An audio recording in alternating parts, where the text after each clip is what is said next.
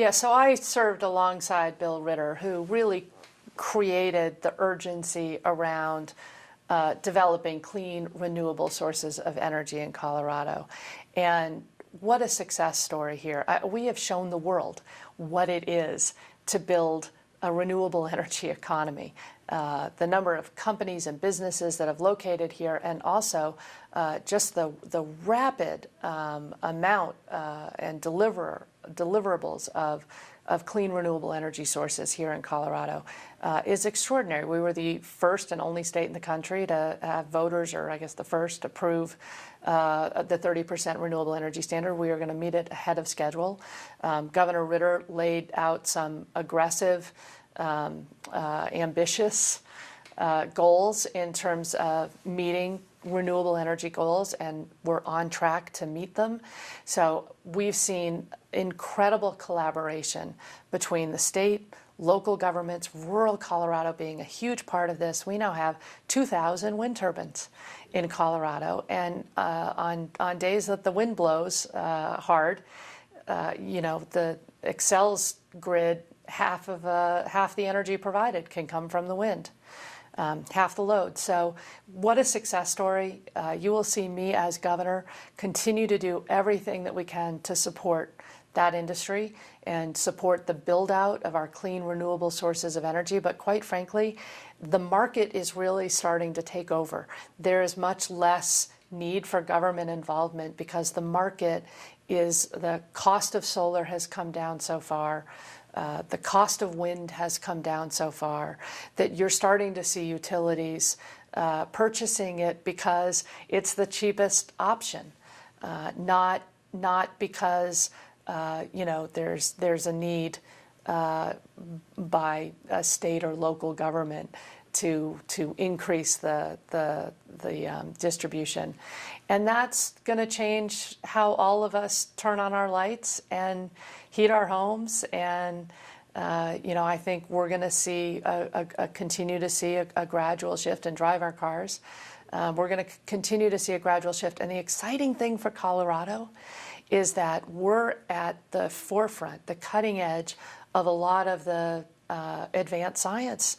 The science that is going to develop the technology that's going to lead the energy revolution worldwide, the energy transition worldwide.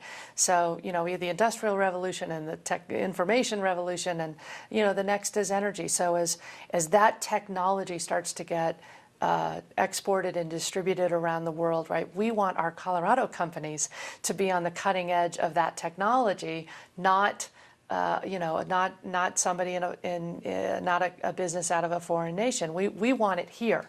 So continuing to provide the state support to support that industry and that science and that research is critically important. And it's a tremendous success story here in Colorado. I will just say Colorado has a long history of balancing extraction industries with the needs of protecting our health and protecting our safety and protecting our environment. And it is a continual process that we have to strive for the best possible regulatory framework. You'll see me advocating for more autonomy by local communities to be able to regulate what happens in their backyard, as they do with other large industrial operations. And just this week, I came out with a strong statement that the state should not appeal the recent appellate court decision that gives our Oil and Gas Commission the authority. It recognizes the authority of the commission to put health and safety first when they are citing and regulating a development. So it is an important industry to Colorado.